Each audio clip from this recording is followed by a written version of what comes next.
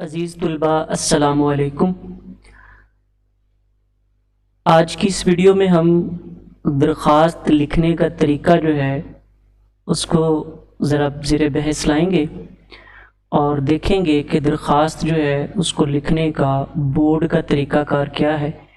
وہ کون سے مراحل ہیں جہاں اگر ہم غلطی کرتے ہیں تو ہمارے بورڈ کے اندر جو ہے وہ نمبر کٹنے کے چانسز بن جاتے ہیں۔ تو اس ویڈیو کو مکمل اور غور سے دیکھیں تاکہ آپ کے بورڈ کے پیپر جو ہے اس کے اندر آپ کو کوئی پریشانی برداشت یا اس کو فیس نہ کرنا پڑے۔ تو آئیے چلتے ہیں اپنے موضوع کی طرف۔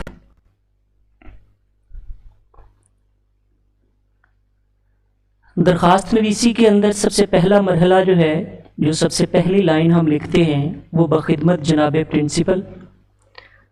گورنمنٹ ہائی اسکول الف ب جیم، یا اس سے متعلقہ کوئی بھی ایسا جملہ ہو سکتا ہے جہاں سے ہم درخواست کو شروع کرتے ہیں۔ بخدمت کی سطر کے اندر 3 چیزیں ہم نے لکھنی ہوتی ہیں، جس کے اندر سب سے پہلے عہدیدار کا نام، وہ شخص جس کی خدمت میں ہم درخواست لکھنے جا رہے ہیں، اس کے بعد وہ محکمہ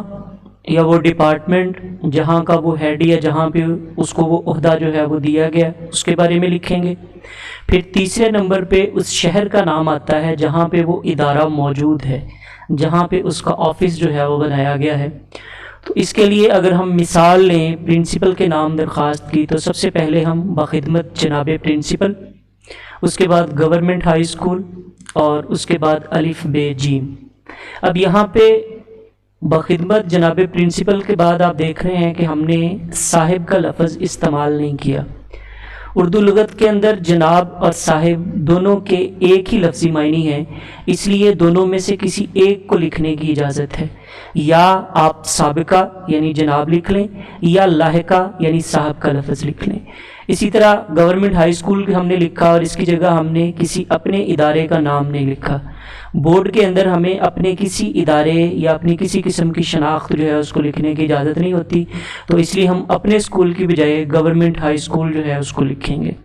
اور اسی طرح آخر کے اوپر جہاں ہم شہر کا تذکرہ کر رہے ہیں، وہاں پہ آپ کا جو بھی شہر ہے، لاہور، سیالکوٹ یا کراچی، اس کی جگہ پہ آپ الف ب جیم لکھیں گے۔ تو اس طرح ہماری پہلی سطر کے اندر 3 چیزیں جو ہیں وہ ایک لائن کے اندر ہم کمپلیٹ کریں گے۔ جس طرح ہوگا اگر ہم پرنسپل کے نام لکھتے ہیں تو بخدمت جناب پرنسپل، اس کے بعد پھر کوما، گورنمنٹ ہائی اسکول، پھر کوما، اس کے بعد الف ب جیم، اور آخر پہ ختمہ یعنی فل سٹاپ کی علامت جس کو آپ کہتے ہیں، اس کو ہم لگائیں گے، اور اس طرح ہماری یہ ایک لائن جو ہے وہ مکمل ہو جائے گی۔ اس کے بعد دوسرا مرحلہ جو ہے وہ درخواست کے اندر وہ آتا ہے عنوان لکھنے کا۔ عنوان لکھنے کے لیے سب سے پہلے لفظ درخواست برائے لکھا جاتا ہے، اور یہ ہر درخواست کے اندر 2 الفاظ جو ہیں درخواست برائے، یہ اسی طرح لکھتے چلے جائیں گے، اور اس کے بعد جو ہماری درخواست کا موضوع یا عنوان ہوگا اس کو ہم 2 سے 3 لفظوں کے اندر اس کے اندر تحریر کریں گے۔ مثال کے طور پر آپ نے رخصت کے لیے پرنسپل کے نام درخواست لکھنی ہے تو حصول رخصت بوجہ بیماری، یا حصول رخصت بوجہ ضروری کام، اسی طرح اس کے بعد جو ہے وہ حصول سرٹیفکیٹ، یا قیام گرلز کالج، یا درستی نظام ڈاک وغیرہ، جو بھی آپ کی درخواست کا موضوع ہے، درخواست برائے کے بعد آپ کو 2 سے 3 لفظوں کے اندر اسے تحریر کرنا ہے۔ آخر پہ جس طرح آپ کے سامنے جو ہے وہ اسکرین پہ نظر آ رہا ہے، درخواست برائے فیس معافی، اس طرح آپ 2 سے 3 جملوں کو درخواست برائے کے ساتھ جو ہے وہ لکھ کر اس لائن کو مکمل کریں گے۔ اس کے بعد تیسرا مرحلہ ہمارے پاس آتا ہے جناب عالی لکھنے کا۔ جناب عالی یا تو آپ درمیان میں لکھ دیں، یا دائیں طرف سے 1 سے 1.5 انچ کے قریب جگہ چھوڑ کر لکھ دیں، دونوں طرح سے اس کو قبول کیا جاتا ہے، دونوں قسم کا جو ہے وہ دونوں جگہ پہ اس کو لکھا ہوا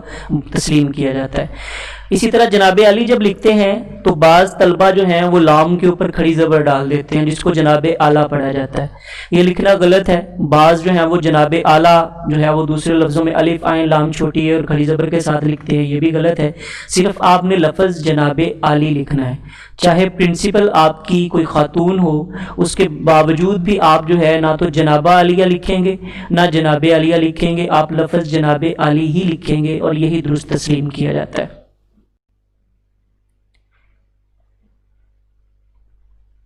اس کے بعد اگلے مرحلے میں ہم درخواست کے اندر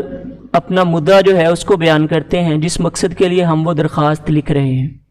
جس میں ہم لکھتے ہیں گزارش ہے کہ میں آپ کے اسکول میں جو ہے وہ فلاں کلاس میں فلاں رول نمبر کے تحت فلاں جو ہے وہ استاد کے زیر سایہ پڑھ رہا ہوں، اور میرے والدین جو ہیں وہ غریب گھرانے سے تعلق رکھتے ہیں، یا جو بھی آپ فیس معافی یا اس سے متعلقہ جو بھی درخواست لکھتے ہیں،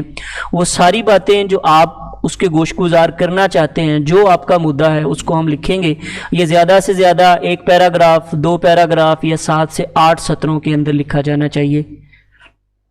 اس کے بعد اگلے مرحلے میں ہمارے پاس شکر گزاری کے الفاظ جو ہیں، یعنی اظہار تشکر آپ کہہ سکتے ہیں، وہ لکھنے کے لیے آتے ہیں۔ اپنی بات کو مکمل کرنے کے بعد ہم جس شخص کو درخواست لکھ رہے ہیں اس کے لیے احساس ممنونیت کا اظہار کرتے ہیں کہ اگر وہ ہمارے اس کام کو انجام دے دے یا ہمیں اس کام کو کرنے کی اجازت جو ہے وہ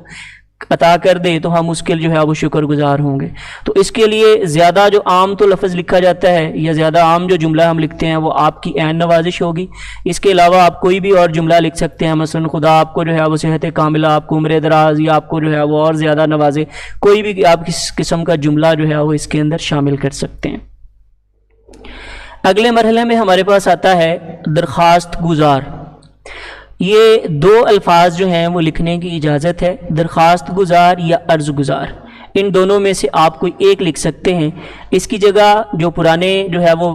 پیٹرن کے اندر العارض کا لفظ لکھا جاتا تھا، اب اس کو لکھنے کی اجازت نہیں ہے، اس کو ممنوع قرار دے دیا گیا ہے۔ تو آپ ان دونوں میں سے کوئی ایک درخواست گزار یا عرض گزار جو ہے وہ اس کو لکھیں گے، اور اس کو لکھنے کی جگہ بائیں طرف سے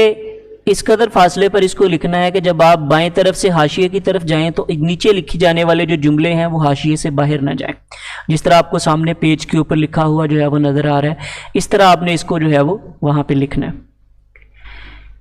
اگلے مرحلے میں درخواست گزار کے ساتھ تاریخ لکھنے کا مرحلہ آتا ہے۔ تاریخ بھی آپ نے درخواست گزار والی ہی سطر کے اندر دائیں طرف جو ہے وہ لکھنی ہے۔ سب سے پہلے جس تاریخ کو آپ لکھ رہے ہیں اس کا ہندسہ، اس کے بعد پھر جو ہے وہ ختمے کی علامت، اس کے بعد مہینہ، اور اس کے بعد کوما دے کے تو جو آپ سال جس میں لکھ رہے ہیں اس سال کو آپ عیسوی کی علامت حمزہ کے ساتھ جو ہے وہ لکھیں گے۔ اس کے بعد باقی اختتامی جملے جو بھی درخواست کے اندر لکھے جاتے ہیں ان کو لکھنے کا طریقہ کار بھی یہ ہے کہ آپ درخواست گزار کے نیچے بائیں طرف جو ہے اس کو ایک ترتیب کے ساتھ لکھیں، مثلا آپ کا تابع فرمان شاگرد یا آپ کا فرما بردار شاگرد، یہ 2 جملے جو ہیں وہ لکھے جاتے ہیں اگر ہم پرنسپل کے نام درخواست لکھ رہے ہیں۔ اگر اس کے علاوہ آپ کسی اور شخص کو لکھ رہے ہیں، مثلا ہیلتھ آفیسر کے نام ہے، پوسٹ ماسٹر کے نام ہے، یا کسی بھی اور عہدیدار کے نام، تو اس میں آپ تابع دار یا تابع فرما جو ہے وہ اس میں آپ تابع فرمان یا فرما بردار کی جگہ نیاز مند یا احسان مند کا لفظ جو ہے وہ استعمال کر سکتے ہیں۔ اس کے بعد نیچے آپ نے نام، اس کے بعد جو ہے وہ کالن یا نسبت کی وہ علامت جو ہے اس کو لکھنے کے بعد حمزہ چھوٹی ہے بڑی ہے، کیونکہ اوپر ہم الف بے جیم جو ہے وہ پہلی سطر میں لکھ چکے ہیں، تو اس لیے آپ یہاں پہ حمزہ چھوٹی اور بڑی ہے لکھیں گے۔ اور اس کے نیچے پھر جماعت، جو آپ کی جماعت ہے وہ آپ لکھ سکتے ہیں، نام ہے یا آپ کے پاس جو ہے وہ 11ویں جماعت ہے، آپ دونوں میں سے جو بھی آپ کی جماعت ہے وہ آپ لکھیں گے، اور ساتھ فریق جو ہے وہ لکھنے کی ضرورت نہیں ہوتی۔ اس کے بعد نیچے آپ رول نمبر لکھتے ہیں، اور رول نمبر کو بھی آپ نے علیحدہ لکھنا ہے، لام اور نون کو اکٹھا نہیں کرنا۔ اور اسی طرح جماعت کی جگہ لفظ کلاس نہیں لکھنا، کلاس جو ہے وہ انگلش زبان کا لفظ ہے تو اس کو غلط تسلیم کیا جاتا ہے۔ تو اس طرح آپ یہ درخواست جو ہے اس کو مکمل کریں گے، اور اب اس کو مکمل جب آپ کریں گے تو یہ کچھ اس شیپ میں آئے گی جس طرح ہم نے اس کو شروع میں جو ہے وہ پہلی پکچر کے اندر دیکھا جب ہم نے اس کو لکھنا شروع کیا۔